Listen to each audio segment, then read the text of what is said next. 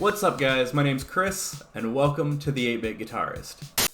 I'm still working on playing around with the format a little bit. Today we're going to try to play with the idea of the mini episodes. I like to talk, so no promises that I'll stick to it.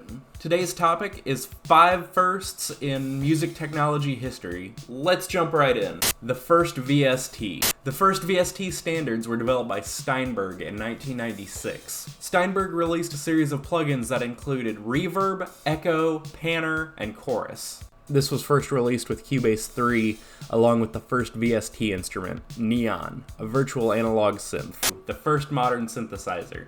Speaking of synthesizers, the first modern synth was developed in 1964 by who else but Robert Moog himself. The 900 modular system was intended to be used by academics, but the idea was quickly adapted for musicians.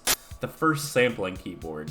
When we think of early sampling keyboards, we've all heard about the Mellotron, made famous in tunes like Nights in White Satin and, of course, the intro recorder part to Stairway to Heaven. But was this the first sampling keyboard? Not quite. Sample-based keyboards were originally developed from tape relay keyboards that were created in the 40s.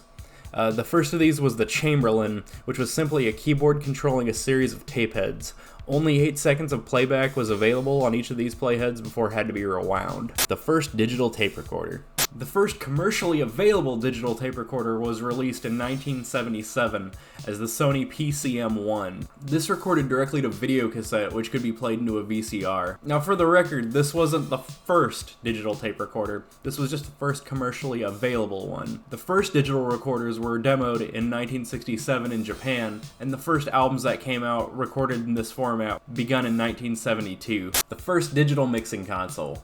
So from what I could tell, no one's really sure who released the first digital mixing console. I will include some of my research below in the description for links for some further reading on this. It gets pretty interesting. So far, I've seen claims of the Neve Capricom, the Yamaha DMP7. Why they called it number 7 is beyond me if it's supposed to be the first digital console, and even a Wikipedia reference to a modified PDP-11 microcomputer from the 1970s with proprietary DAW software. So my answer to this one is, I don't know, and I'm not sure anybody does. That's all for now. Be sure to like and subscribe as always. Also, track me down on Instagram as the 8-Bit Guitarist. Also, my Patreon page is now up, so be sure to swing over there.